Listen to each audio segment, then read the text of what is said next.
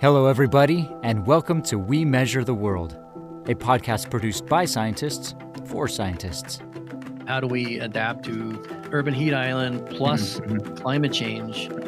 Those on top of each other, and then we've had some really near record-breaking temperatures, as well as other places like last year, seeing it in the Northwest. What do we do from the climate community side? How do we help out with those programs in terms of cooling? Got to think of the social issues of people who don't have access to air conditioning, which there are quite a few actually. When it's like 107 outside, it's 107 inside too. If you're have a respiratory problem, that's a big red flag. That's a small taste of what we have in store for you today. We Measure the World explores interesting environmental research trends, how scientists are solving research issues, and what tools are helping them better understand measurements across the entire soil-plant-atmosphere continuum. Today's guest is Dave DuBois, state climatologist for New Mexico, director of the New Mexico Climate Center, and associate professor at New Mexico State University, and he's here to talk about climate observation and research in the state of New Mexico. So Dave, thanks so much for being here. Thanks for inviting me. We wanted to talk about several of your projects and research interests. But first, can you tell us just a little bit about your background and how you became involved in climate research and then, ultimately becoming a climatologist for the great state of New Mexico? Sure. Yeah, I'd be glad to. Yeah. So I've been a state climatologist since 2010. And I was, prior to that, I was with the Desert Research Institute in Las Vegas, Nevada. Enjoyed working in more air quality, air pollution for about 7 years before that. I worked in Reno as well. So I had a lot of interest in air quality and dealing with, but mainly on how weather and climate affect air quality, pollution, dust, ozone are big topics, especially here in the West when we get high ozone from urban areas as well as wildfire smoke. So I've had a lot of interest in both topics actually. And then when this position opened up right around 2010, that's like great because my family's actually from New Mexico, and I just think that's a great opportunity to come back and enjoy being close to family and the great state of New Mexico. And I really enjoy working here as the state climatologist, and I get to do a lot of different things as a lot of state climatologists do. I think every office has a very unique role as well as what kind of things that they work on and how the state climate offices, either in a university or state agency or some other agency. And I didn't really know that much about it until I got here, actually, kind of learned by doing, and have a lot of great colleagues from my neighboring states, as well as actually the whole country. We meet usually once a year. And so I learned over time, and this is just finishing my 11th year. Yeah, and as you mentioned, being state climatologist, I'm sure you have several hats that you need to wear in different situations and settings, and a lot of varied projects that you help oversee or consult on or otherwise. One of those projects that we'd love to start off and get into, if you can, give us a little background into the ZiaMet Agricultural Weather Station Network. Yeah. As many states have, they have weather station networks, and some are more developed than others, and some have been out there for 30 years or more, and some are pretty new. And so I came on board in New Mexico, and we had a few stations. At that point, I wouldn't call it a MesaNet yet, but it was basically a network of weather stations at our ag science centers. Those are NMSU off-campus locations, mainly dealing with local agricultural issues. And so we had weather stations there to kind of support their research. And I've looked at other states, and they have that kind of network, as well as filling the gaps between like National Weather Service co-op sites, airports, SNOTEL, any other federal networks out there, as well as other private networks. And it's been my goal ever since I started, really, to get funding as well as building a network, not only the physical weather station hardware, but also the network of people to help with that. It's not just putting a bunch of hardware out in the field, it's working with counties, soil conservation districts, extension, building that network to help with that. And just recently, we've been working with the state legislature to get that off the ground. We really haven't had very much opposition and it's mainly Good. been the lack of funds has been Right. the opposition, but that has actually changed recently. Mhm. We've talked with other people in other states who are setting up their own, mesonettes and others, and especially at with a project the scale, especially with New Mexico being as large as it is and covering such varied geography and climate. Sometimes there might be the sense that getting buy-in or getting funding might be a pretty difficult process. Are you saying that it hasn't been as difficult as you were assuming? I'm sure that there have been the ups and downs in that whole process, right? Yeah, actually, if you were to ask that same question probably 2 years ago, I would say it's almost impossible. Not what impossible, but Hmm. it's really hard. It's relatively easy to get soft money, a research project, and built-in weather station, and then say, okay, we're gonna work in this region, and we're gonna put a new station in, put new sensors in, and as research projects go, as we all know, they have a start and stop date, and sometimes they're a year, sometimes they're as long as 5 years. And so there's that sustainability issue when you're dealing with soft money, when you're dealing with something that is inherently long term in nature, like weather stations. As climatologists, we treasure long periods of record. If we can get data sets that go decades, those are really important. So it's that, how do we support that station with visiting and with doing maintenance, QA, sensor replacements, and have somebody look at the data on a regular basis, visiting the site just to make sure everything's okay. There's not vines growing over and frogs making their house inside rain gauges, things like Hmm. that go on all the time. If you don't look at the station, nobody takes care of it. So it's that over time, like I said, it's been fairly easy to get funding for short term, but it's that longevity. So how do we get long term sustaining funds to keep things going?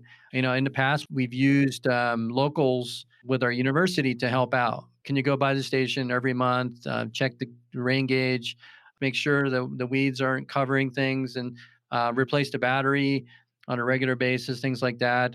But a lot of times there's no funding associated with it. It's more of their volunteer helping out. Hmm. That's still valuable, is to having that, but also we need that funding long term to keep things going.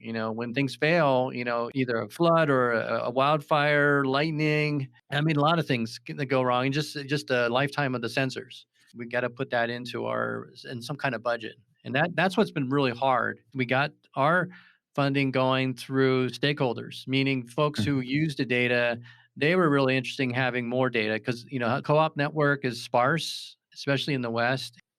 We don't replace the co-op observers, and those are the long-term observers out there. Sometimes have been several generations. Sometimes we lose those, and then there's no local data that they can use. Knowing that we existed here, and that was the key, is to let people know that the state climate office does exist. We have a state Hmm. climatologist, and there's somebody Hmm. actually willing and able to go to bat and to do this. That's key. That's another is make sure you're known throughout the communities. Otherwise, people don't even know who to contact.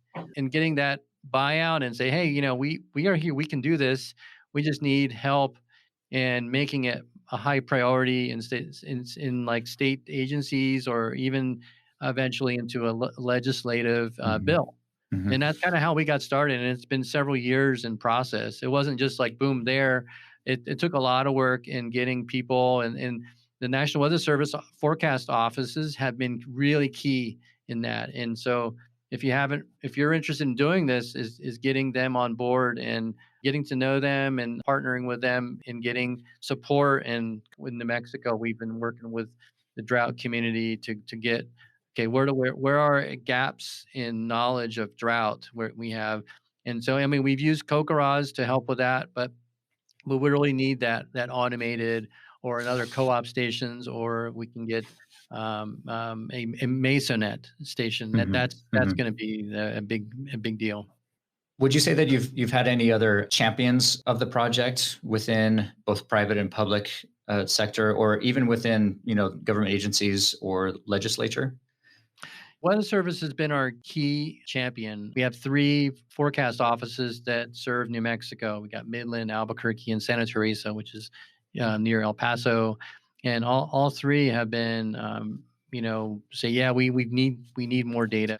and also working with water agencies has been key, like our state engineer's office, because they a lot as in a lot of the states and in this area, drought monitoring and especially supporting the U.S. drought monitor comes from the water agencies, like Mhm. ours does, Arizona as well. So having them on board and getting support letters and letting people know that there's a need and speaking up and talking about it and even though it may not result in funding on that side, it's just building that collaboration. We're here. This is what we're doing. Who uses the data? Can you use the data? That's really key. Mhm. Before we get too deep into discussing the project itself, I was interested in the name ZiaNet and where that came from. Can you talk about that a little bit? When I first started here, I had some students, and I said, "Hey, well, let's have a contest. Let's put some names in a hat, and let's talk about it." And then we actually had several of us. We agreed on that on ZiaMet because Zia is sort of the symbol of New Mexico, and it's Mhm. actually a pueblo, a Mhm. tribal nation in New Mhm. Mexico, but it's been adopted as sort of the symbol for New Mexico. It's part of our New Mexico flag, Okay. the All Zia right. symbol, and it was sort of represents. Since we're a statewide network, we want to make it look like New Mexico, and we came up. We also came up with a logo. We continue to use that logo in our outreach. That's great. No, I knew about the Zia people and Zia Pueblo, but I didn't know about the symbol aspect of it. So that's really cool. What with the project of this ZiaMet network, what were the New Mexico specific problems that inspired the project or New Mexico specific goals that you're seeking to, accomplish? Yeah, so some of our big users are the agricultural community, and it's not only the cropland, which they use our data a lot of it for planting as well as compute evapotranspiration. So we've got a couple methods to calculate ET, and we've been developing some products for like irrigation scheduling based off of Penn and Monteith Mhm. calculations. So Mhm. that's one avenue where it's used, as well as some of the other water users like the Bureau of Reclamation is another user. The other part of that is drought. That's Mhm. probably the big kicker to get us Mhm. funding was Mhm. we don't have enough information about mainly precipitation. Precip is sparse and very localized, especially when we get a third to a 40% of our annual rainfall precipitation from summer monsoons. It's like spotty here and there, and as well as many other Western states, our radar is doesn't cover everywhere really well, and there's some real mountain blocks that the radar doesn't really see. It sees it, but it's like at 10,000 or more feet above the ground, and a lot of times underestimate what's actually there. So the drought community's really been our big user right now, and is really I've always used the word drought when I'm putting in an abstract or a legislative bill language, and emergency management comes in as well, disasters which can come in all seasons in New Mexico as well as other places, with ice storms, snow, a lot of other places in the Southwest. We get dust storms, and Mhm. in dust Mhm. storms, we have to have that high wind component as well as the drought combination and disturbed soils. And that sort of getting more in situ measurements of that is has been key, and the National Weather Service has been really keen on that. Much of the Western North America is in the middle of a mega drought. How has New Mexico been affected by drought? How is it currently affected by drought? Our agricultural users in the past have dipped into surface water from the Rio Grande, Pecos River, Cimarron. New Mexico is high elevation to the north, and it goes slopes down lower elevation to the south and southeast. And so there's water flowing from north to south. We get a lot of water from Colorado. We dip a little bit into the Colorado River system, the basin, and so with an extended drought, like pretty much been in this one since around 1999 or so, and we really see that if you ever visit New Mexico, visit some of the reservoirs, especially some of the bigger ones like Elephant Butte, where we're down to like 7% of capacity, and we've only go up to like 30 or 40%. That's kind of the sign for the becoming more arid in an area. Mhm. That water is a big deal, as well as the drying of soils, higher temperatures. Even though you get more precip, it evaporates fast. And as well as having spring dry season, having more dust storms. Hmm. That's a big deal here, and it impacts a lot of folks. And we've been doing a lot of work in that area using in situ as well as remote sensing. Hmm. So you talked about your in situ measurements. What are the kinds of setups that you have at these various weather stations? Yeah, so we've got several types. We have a project right now with the New Mexico Department of Transportation, and they've been concerned with accidents, and there've actually unfortunately been some fatalities on the interstates. This is I-10 because of dust. It's basically just you can't see, the visibility goes practically down to zero. You barely see one car length for a minute or two, and that's when we see the accidents. And then so they've been really working over the last 5, 6, 7 years on how to mitigate that hazard. They've called up our office to add more meteorological measurements, so looking at winds, and they've also added in their own roadway information system that gets real-time data. We've also put in particulate measurements, aerosol concentrations, as well as particle counters, that collect data on a minute averages. We have several of those stations on one of the problem areas in western New Mexico to basically document and to know how severe. And we also use cameras. So we use time lapse cameras to provide that semi-quantitative information. We collect an image every 10 seconds.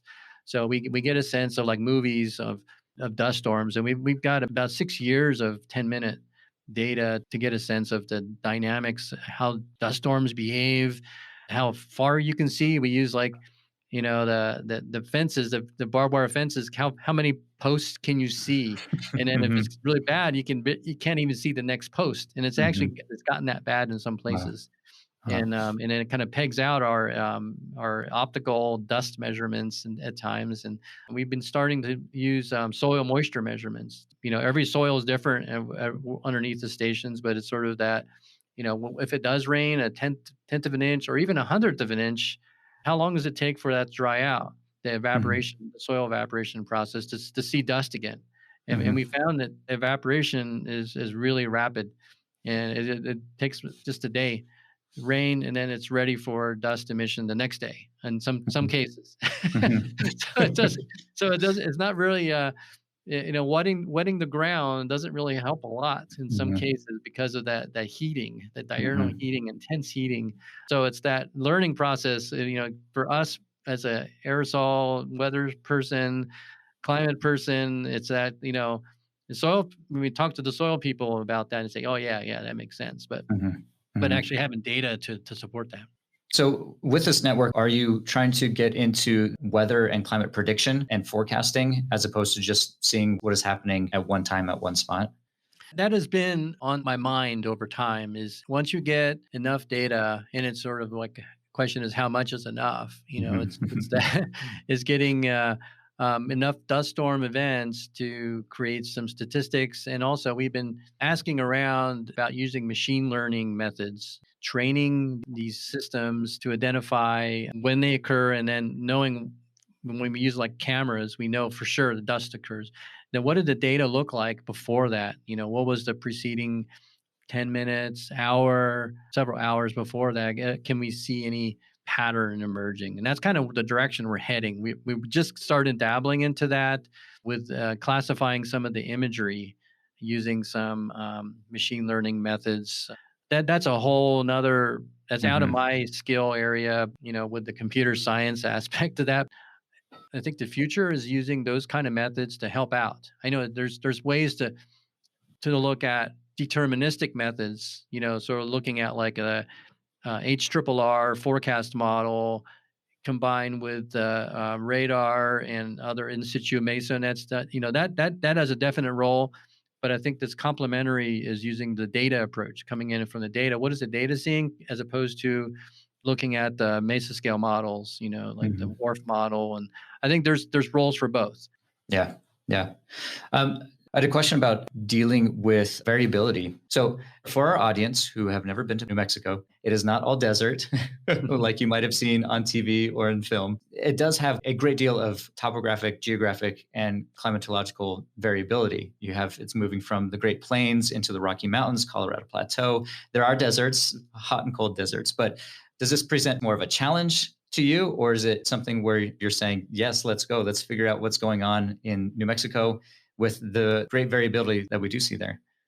Just of note, there are no saguaros in New Mexico. That's a lot of times I see pictures of the desert with the Wile E. Coyote with the saguaros, this big, Right. big Yeah. cactus. There are no saguaros in New Mexico. I mean, the people have put them in their front yards Hmm. from Hmm. Arizona. But Hmm. anyway, I thought I would mention that because we have our own type of cactus in New Right. Mexico. But yeah, you're right. We've got 8 climate divisions in New Mexico, all the way from alpine to the lower elevations, the desert, Chihuahuan Desert, to the basically looks like southern Great Plains of Texas. We dip into a little bit of the severe weather into eastern New Mexico, not as much as the Great Plains, but we've had tornadoes come close to our weather stations. And I've looked on the radar. It's like, oh, there's a tornado about a mile away from our station. Wow. So we don't get very many of those in New Mexico. We have different types of weather hazards, but like right now we're looking into snow. Our highest weather station is at 10,000 feet above sea levels. We get quite a bit of variability. We dip into the Mexican monsoon in the summer. Northeast part of the state very much looks like the Texas Panhandle at sometimes Hmm. when we get these backdoor cold fronts dipping in and goes below 0 Fahrenheit. We just had a meeting last week to look at dust on snow. That basically accelerates the melt out of snowpack in the spring in the San Juan Mountains of Colorado. And so the dust sources are in Arizona and New Mexico primarily. And so, when we see a dry signature drought years, when coupled with a lot of storm tracks heading over that area over the Four Corners, we get those events. That's another challenge we get. It's a neighboring state that we're impacting it, which actually impacts us because it changes the hydrology of our water, surface water that flows down to the southern part of the state. So it's a Yeah. feedback mechanism that we're seeing, and especially concerning with a changing climate. If we see more drying out of our soils and coupled with land use practices that may encourage more disturbance. I was going to ask you, where are you seeing that New Mexico is vulnerable? Right now, we're dealing with a double dip La Nina, and Mhm. it gives us a taste of what some of our climate models are showing as a potential futures. And so it's sort of that, okay, we're seeing this really dry signal warming, early melt out, less snow, more rain type of scenarios in our mountain stream, our headwaters to some of our rivers. And when I give talks, I talk about that. We're seeing this signal now. This current one right now is from La Nina, plus on top of that, a warming signal from changing climate. We just finished a report, we as a bunch of folks and academics for the Interstate Stream Commission of New Mexico to look at a 50-year water plan. We kind of put our heads together and say, yeah, this is what the climate is going to be looking like when we get these La Ninas. Mhm. It's not Mhm. exactly, but it's that kind of signal we're seeing, and it basically brings out the vulnerabilities of our systems. And with especially with agriculture, we've a lot of our agricultural policies and practices came about when we had a much wetter climate in the 80s, 90s, when we actually filled the Elephant Butte Reservoir to its Mhm. 2 million acre feet. And now we're just barely at less than 10% of that. Seeing that, those vulnerabilities pop up, pecans in the south and chilies and other crops, and have to rely on groundwater, Mhm. and Mhm. and so there's a lot of challenges with that, as well as a lawsuit that New Mexico is in right now. There's the legal, policy, environmental, and social issues all come together, and that's kind of climate change wrapped up. Is all those together. It's not just Mhm. science; it's how we react and what do we do, and it's building those adaptation plans. So how do we adapt to this? Do we need to change crops? Those big questions. It's livelihoods and way we've been doing things in cultures. Work with some tribal groups, and it's sort of that how do we view this in terms of the tribal view, indigenous knowledge, and digging into what we've learned in the past. We need to look at that again and seeing how do we do this as a 21st century society, with things that were different than 100 years ago or 200 Mhm. years ago, but we sort of have knowledge of what things could look like. In the climate community says, yeah, this is very likely. This is what's Mhm. going to happen. So we Mhm. better figure out the vulnerabilities of how this works, whether it be drying soils, being able to struggle more raising cattle in certain areas. Is that feasible in certain areas? Are we going to have to deal more with hazards on dust storms in these areas? Is the health community going to really be alerted when these events occur? Not only for dust, but wildfire smoke is a big deal all over the West, as in the Pacific Northwest. It's not going away. It sounds like it's going to be increasing. So those are our vulnerabilities. It's a multi-threaded, and probably one of our biggest challenges is that we can put together climate scenarios and downscale and have fun with all those, but it ends up, what are we going to do with that information? So you mentioned this double dip in La Nina and other climatic effects on weather patterns. Are you seeing that within the monsoons with the effects on their seasonality or their intensity of those weather events? Well, we really haven't seen a noticeable signal in the monsoon yet. However, because of the warming temperatures, I think it needs to be looked at a little more in terms of things like flash drought, things like Mm, quickly mhm, evolving mhm, drought mhm, because of high temperatures. Those are on our watch list. We need to really look at it over time and to see how much change there are. But we haven't really seen that yet in terms of loss of precipitation. But it's that the warming temperature, the trends above average. Like we've been seeing this in urban areas. We mhm, work a lot with in the urban heat and how it affects people, and that's a big area. I think that we're working with our RISA program with University of Arizona, New Mexico here, CLIMAS, on so how do we adapt to urban heat island mhm, plus mhm, climate change, mhm. those on top of each other. And then, we've had some really near record breaking temperatures as well as other places like last year, seeing it in the Northwest. What do we do from the climate community side? How do we help out with those programs in terms of cooling? Got to think of the social issues of people who don't have access to air conditioning, which there are quite a few actually. When it's like 107 outside, it's 107 inside too. If have a respiratory problem, that's a big red flag, especially if it's a multi-day event.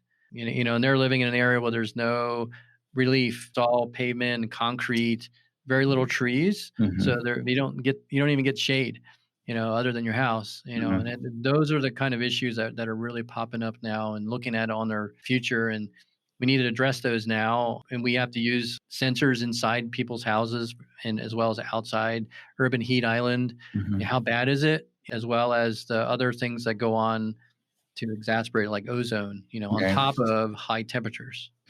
How do you get around working with urban heat islands in arid environments? I mean, you can't really just xeriscape your way out of it, and if you're concerned if you're trying to plant trees, well then that brings in the whole idea of water use and water scarcity. What are your thoughts on that? We modified the microclimates by adding, all these surfaces that radiate heat, store heat differently than the natural environment. And so a lot of the city sustainability directors and other cities have brought in ideas of more trees. But yeah, Mhm, you're right. I mean, it's sort of, it has to have the right kind of trees who are adapted to more arid environments as mhm, opposed to ones you can bring in from Mississippi, which look great, but you have to have a lot of water to keep those going. And the bottom line is you have to have the community buy-in on this as well. The city can do things, and we got to have the buy-in from the community members and to help out and to support these things because it's public money. I live in Las Cruces, and we have issues with Urban Heat Island here, and it's everybody's their backyard, their front yard. That it adds up. One lawn is not a big deal, but if you have 20, 30,000 lawns and mhm, backyards, it makes a difference. What tools do we have if we enacted this for new building, having shade or xeriscape? How much does this make a difference in the overall microclimate of your city? How can we utilize sensors and remote sensing to say, is there any changes? What's our bounds? How much change in temperature can we do for amount of effort? It translates into dollars, whether it's the city doing it or builders. So those are some really big questions. And a lot of times we don't even know some of the answers right now. We don't really know how much things change. I've read some articles and are even local here. We looked at changing the albedo of some of the surfaces. It costs more, but is that really worth it? Does the albedo really change the environment, the radiative balance in that neighborhood? Or does Mhm. it just impact a meter or two from the road? Does it Mhm. really Mhm. go into the houses, that larger scale, and how much will it take if we wanted to use that kind of technology? Or is it that's just one piece? We need to involve a lot more than that. I have a feeling it's going to be a lot of things we have to do and not just one thing. There's no silver Mhm. bullet for these Right. things. And we have to Right. track them. So we've been talking with a lot of folks, and there's a need for more. We've been putting Mason stations out of the urban heat island, but I think there's a role for actually having networks that measure the urban heat islands Mhm. that are urban in nature and special purpose for monitoring the heat that if you're sitting at a bus stop or walking near a park. I think there's a need for having those data sets to know what's our baseline now. They're going to be heavily influenced by the urbanized areas, but it's data. New Mexico is home to a relatively large indigenous Native American population. How have your efforts gone in including tribal leaders or tribal governments into the climate discussion as a whole in New Mexico? So we've got numerous tribes in New Mexico, and we have one in El Paso. We've partnered with several tribal agencies, their Department of Natural Resource, and even the agriculture. When I first started here, we've engaged the Navajo Nation, as well as some of the Apache, Mescalero, as well as Jicarilla. And, we've helped them and volunteered our time, science fairs and just kind of getting ourselves known and, just letting people know, we have an ally with the state climate office. We partner a lot with like the Southwest Climate Hub, as USDA Southwest Climate Hubs, and they've also been great partners and getting the word out. We've got a drought learning network program with tribal governments, and then working also with South Central Climate Science Adaptation Center in Oklahoma, partnering with them as well. And there's a lot of activity going on in tribal work and climate and air quality. They have the same issues. They have their own governments, sovereign nations, but they have needs as well that we could Mhm. we could help out. It's a two-way road because if they have data, it's a data point where I know how much precipitation or the temperatures are in that area. If they can share the data, we use that in some of our drought monitoring work group for the state of New Mexico, and getting that information from tribes has been really helpful. That kind of flows into the next section talking about CoCoRaHS and this idea of citizen science network that's going on. Can you discuss a little bit about CoCoRaHS and what it is and its main drivers and goals? So, if you're not familiar with CoCoRaHS, it stands for Community Collaborative Rain, Hail, and Snow Network, and it's got started up in Fort Collins, Colorado, a number of years ago, and we started doing CoCoRaHS right around 2005. It's a citizen science; anybody can participate, and it's precipitation. That's all we do is measuring rain, hail, and snow, and it's a daily measurement. It's pretty much same time the co-op observers take their data, and it's a $40 rain gauge. That's the investment other than your time to go out there and measure rain, hail, and snow. Over time, we've started off small. We've really hit the recruitment wagon and did a lot of outreach. I took it over as a state coordinator from Leanne Demuche, who's really got it going from 2005. We just kept on going and not looking back. We've got the National Weather Service forecast offices as also regional coordinators. And then we've been trying to get county coordinators. We got 33 counties in New Mexico. And so it's grown. We're on the order of 500 observers, and we've got about 1,000 registered, more than actually. And then when we get monsoon pops up, we can get up to 600 people across New Uh, Mexico to enter their data And it's not only when it rains, but also when it doesn't rain. So that's one of the big Yeah. things that CoCoRaHS Hmm. as a byproduct is drought. We tell people we call them zero heroes because they report when there's no rain. And Hmm. in the Southwest, that's really important because we need to know how long what's the time between the last rainfall. Hmm. We can get like 90 days some years, 90 days between the last rain. Hmm. We can tell. And for the National Weather Service, they're eye and ears for what goes on, and a lot of them are Skywarn trained, so they get them really involved in weather. We've gotten a lot of retirees and key partners in CoCoRaHS, and recently with New Mexico, we've got a lot of open range. So a lot of our ranchers are key CoCoRaHS observers, and I really appreciate them because they're in some of the more sparse areas. We've got a lot of people in urban areas, which is great. It's one of the densest networks I've seen long term, but we really treasure those who are out in their nearest neighbor is 20 miles. Hmm. How would interested individuals get involved with CoCoRaHS? Yeah, so joining CoCoRaHS is free. We have a great website, cocorahs.org. It's CoCoRaHS.org. And there's a link on the upper right that says join. You just fill out just a few things, your email, your name, your location, and then get a gauge. That's pretty much Hmm. all you need to do. Is then there's some videos and there's a PowerPoint that kind of gives you the what, how, and things like that. But it's really simple. We've been getting county extension agents to do this. We've got soil water conservation districts helping out with this. So it's not only citizens, but it's also some government agencies. We Hmm. even had a newspaper participate in CoCoRaHS, so Hmm. getting their own data in their parking lot. So Oh, cool. there's no excuse. Yeah, that's right.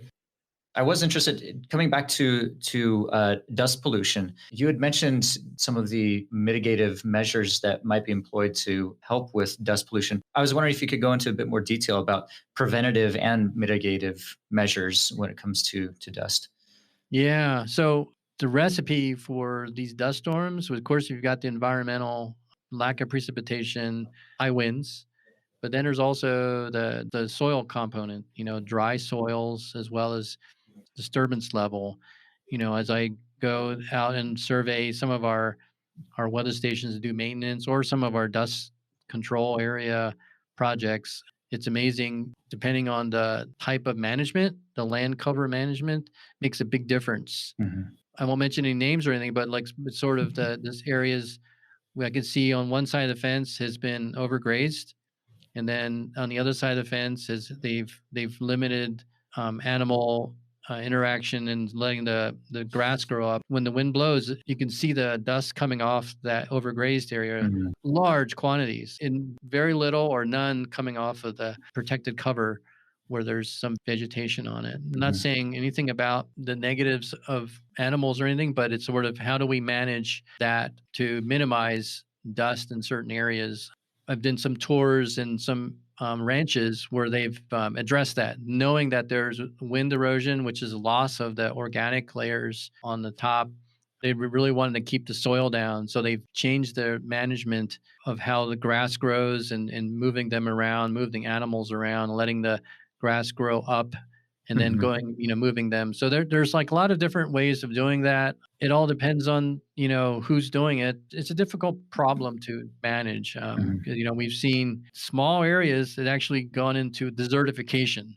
And I've, Hmm. I've toured China and other places where it's actually that it looks very similar to it. It's like Hmm. dunes, shovel down almost a meter and it's just sand. Wow. And that's not the way it used to be. Right. Yeah. Eventually you reach down to the soil in some of the areas where the sand is built up as high as the barbed wire fences. It's going to take a lot of work to bring that down, to bring Yeah. soil quality to hold vegetation again. And I've toured those places, and I've actually seen those come up very quickly in some areas. And on Hmm. the especially in the Southern Great Plains, we have a listserv for drought, and occasionally we'll get pictures of the panhandle of Oklahoma and or southern Kansas, where there was no ground cover on some pivot irrigation areas, and that has popped up in that little patch. Huh. So we're seeing that, the Dust Bowl in this Right. 1 acre, Yeah. and Yeah. it can come up pretty quickly. Wow. There's all kind of solutions, but it's a matter of, doing them. And Mhm. we talked about it in the health communities and bringing people in.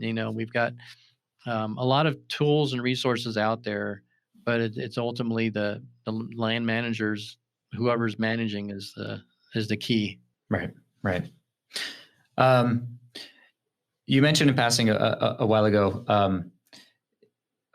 haboobs. For those that aren't familiar with the term, can you describe what they are really quickly? Yeah, so haboob is just an Arabic word, nothing fancy, and it's basically you've probably seen pictures of them. It's a wall of dust. Mhm. If you haven't never seen that, go watch some movies Right. Yeah. that The or stereotypical dust YouTube. storm, right? Yeah, this wall of dust coming through, and Phoenix is probably famous, one of the more famous places in the U.S. for these walls of Mhm. dust, Mhm. and they're basically from convective thunderstorms out there. The outflow from the thunderstorms creates this high wind, the gust front, basically blows over a erodible area, and it's a clearly defined wall of dust, and it could be 1,000 feet high, and you can see them on radar. You can see the outflow boundary, and if you're there, you can see it. There's a wall, and it kind of emanates out radially from the thunderstorm, Mhm. and so we get these every summer. Phoenix is famous for them, but we've seen them in southern New Mexico. We've on our time lapse network. They occur pretty often, actually, in the rangelands when there's lots of disturbed areas. You kind of classify them as like a dry microburst, and then sometimes there's a wet microburst or even rain right after these. So Mhm. it's that you can classify them very narrowly within a kilometer, but they can also be large. Mhm. And like they get like on the Southern Great Plains, you can get these haboobs that are more from frontal, their outflow or their more frontal systems. And those are Right. big, they're like county wide or even several counties, the kind of traditional, the black and white pictures of the dust Mhm. balls. Mhm. Those are different Mhm. types, different classification than the Phoenix kinds. Okay. Final subject, and this is one that we talk about quite often, or at least we try to on this podcast, and that's dealing with public education and outreach. What are some of the methods that you've seen as being successful, or maybe not as successful? I know that you're relatively active on social media with the climate office and other things. Sometimes it seems that it becomes just an echo chamber, and everybody's retweeting each other as opposed to really spreading the word outside of our own community. So I'm just wondering your thoughts on that. Where do people get their information? That's kind of where we started from, and it ranging in topics from climate change to just weather, forecasts, to outlooks, for agricultural communities, to kids, that Mhm. whole spectrum, the whole age groups. And, we didn't do any fancy polls or anything like that, but I usually just like kind of ask people when I'm out and about. And that's kind of one of the things is just getting out of the Mhm. office, and Mhm. it's been hard the past year and a half or so with COVID, but most of us have mastered Zoom, Mhm. whether you like it or not. it, Mhm. it is a tool that, I can, instantly talk to somebody across the state where it's a 7-hour drive. They may not like to be on Zoom, but it's a way to talk to people. And it's that contact, getting into face-to-face meetings now. But whether you're online or in person, it's, getting to know people and what are they struggling with? What are they happy about? What are the issues? And just talking about climate and weather in agriculture. They talked about the freezes and Mhm. when the last frost or when the first freeze is going to be, and the extremes are another big thing. So there's a lot of things to kind of icebreakers Mhm.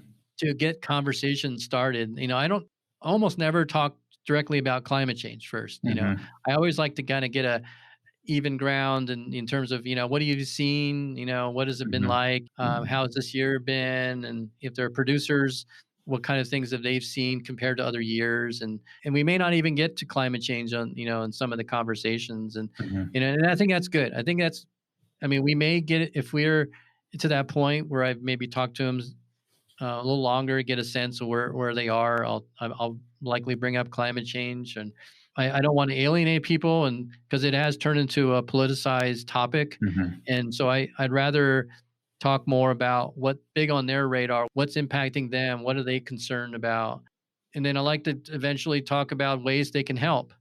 And a lot of people said, "Yeah, how can I help? You know, what Hmm. can I do?" And then I'll direct them toward resources, or if they're gung ho, I would say, yeah, CoCoRaHS, there's a way to take your own measurements and report and be part of the community of observers as part of the Hmm. volunteer network. And Hmm. drought has been a really good icebreaker these days. Hmm.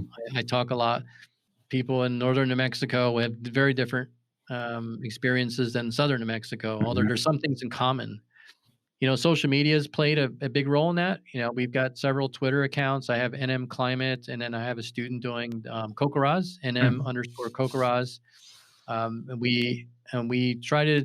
My student's been really good about it, probably even much better than I have, in pushing what in CoCoRaHS observations through their followers. And we've also started Instagram, just kind of pushing a bunch of pictures. So I can go out doing station maintenance for ZiaMet. I'll Hmm. post a picture just to let them know that there's a station in this part of this county. We're out there maintaining these things, changing the rain gauge oil, and and when we're out there, we'll post pictures of dust storms and haboobs and outflow and things like that, just as a way to engage people, talk more about it, and it's really helped out. Sometimes we'll follow a lot of the media outlets, and they'll tag and then get a radio interview or TV or just a newspaper article, even if it's only a paragraph. That's great. Right. Getting Right. the word out, talking about CoCoRaHS, I'll bring that up, Hmm. and then maybe even ZiaMet. As here's Hmm. another way to get data. We try to connect people with the weather.gov community to say here's a great source of weather information for forecasts. Okay, our time is up for today. Thank you again, Dave, for joining us. And we really appreciate you taking time to talk to us. And it definitely has been a really interesting conversation on climate change and weather observation and environmental research there in the state of New Mexico. And if you in the audience have any questions about this topic or want to hear more, feel free to contact us at metergroup.com or reach out to us on Twitter at meter_ENV. And you can also view the full transcript from today in the podcast description. That's all for now. Stay safe, and we'll catch you next time on We Measure the World.